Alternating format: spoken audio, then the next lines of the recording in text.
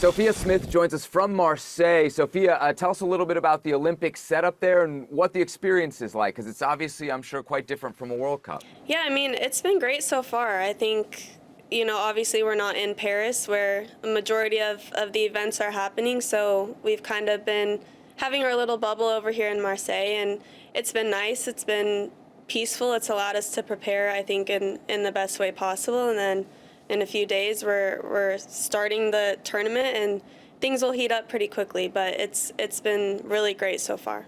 For you, it's second kind of major international tournament in the last year. What's different this time around for you?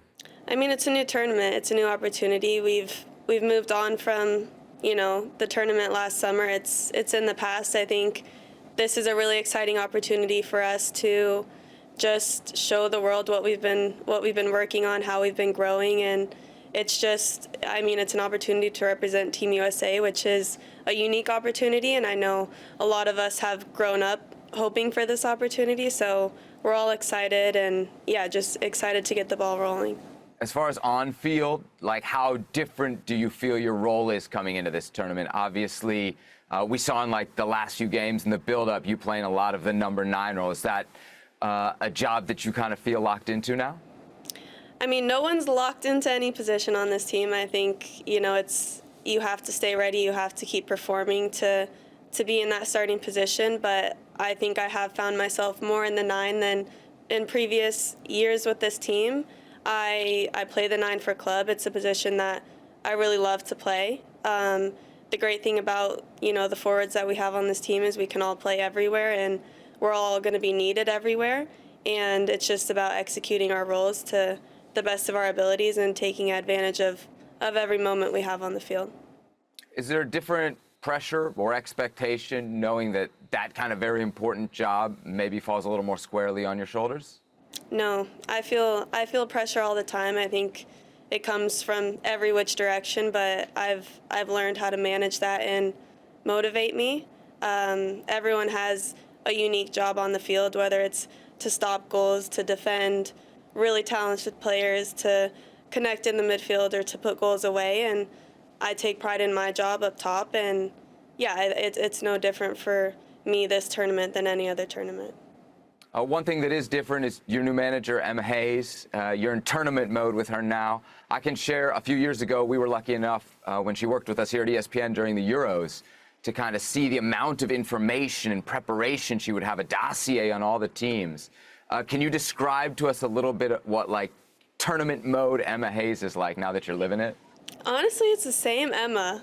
She's locked in when she needs to be. She's got all the information that we need and finds the right moments to give pointers, give tips, but at the same time, she's a human and she treats us as people, and she knows the pressures and the stress that can come in being a big tournament. So she has that balance down really well, and she's honestly just a joy to be around, a joy to be coached by, and it's business time, but she has that balance, and I think that's really important for us. But Emma's been so great. Can you put your finger on kind of the difference you feel like she's making, at least in these early days within the group? I think we all just feel comfortable being ourselves. We don't feel stressed on the field. I think we feel really free to do what makes us us within the structure that she has for us. I think that's been the biggest thing, is everyone feels so comfortable being themselves, and they know what they bring to this team, and they just have to go out and do that, and that's enough. They don't have to do anything special or crazy, and to kind of have that lifted off our shoulders and to be able to play freely, I think, is what's going to help us a lot this tournament. Sophia, time for one more question here. You got the opener against Zambia. It's a team that maybe some people don't know a lot about, but if they've watched the NWSL, they know there's some very dangerous players. Give us a scouting report and kind of how you're feeling about the matchup. Oh, I mean, Zambia is going to be a very tough challenge for us. We know that going into the World Cup last year, we learned that every team is going to be hard. It doesn't matter who they are. It's a challenge in a different way, and Zambia is going to be that. I don't believe we've faced them, so it's a new challenge, but they do have, players who play in the NWSL, so we've seen, what they can do, and they're dangerous, and we've been preparing for that, but at the same time focusing on ourselves, because this is, you know, a tournament where if we bring our best every day, I think we'll find success. So it's gonna be tough, but we're excited for it. All right, here's a look at some of Sophia Smith's numbers under Vlatko Ananovsky, of course, the last U.S. manager. He was in charge at the World Cup, where Smith actually started all 4 games as the U.S. went out in the round of 16. All right, Ali, these are some big shoes to fill. For the first time in a long time, 2008 Olympics the last time, Alex Morgan is not on a roster. And for the first time in a long time, not exactly 2008, she's not the starting number 9. We've been talking about this for a month. You were very surprised, as good as Sophia Smith is, that Alex Morgan was left off this team. Yeah, and I wasn't saying that Alex should have been in place of her, but I think there could have been a spot, you know, opened up, because she's a true 9. She's a leader on the team. She's a mentor to those front 3. And I think she brings something else off the field when she's not in the starting 11. And that's how I feel with any player. If you're not performing in the starting 11 or often during the tournament, then what else are you bringing to the squad in order for the squad to be successful? So physically, if you're not performing as often as you want, then vocally you need to be bringing something else in order to help the team win. And so I think she is a player, obviously.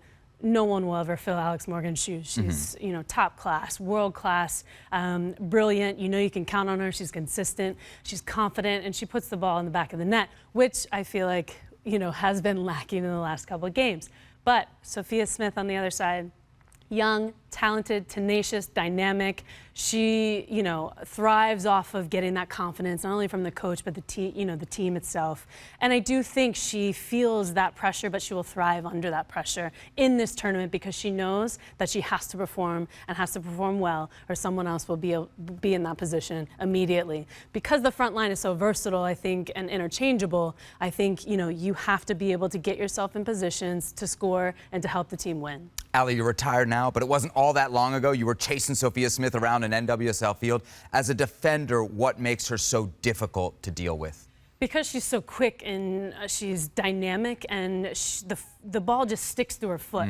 So even if you go tight, she's able to spin you quick. If you give her a little space, she's able to spin and face forward and just run at you. She can touch the ball by and just sprint. She's so good with just her body and the movement, also off the ball, that it's difficult to read. She always plays off your back shoulder, but then can sometimes, trick you into going to feet and being able to be a playmaker in kind of that, false 9 or 10 role. So for me, she's an attractive forward, valuable for the team, and she's just an asset for, the front line.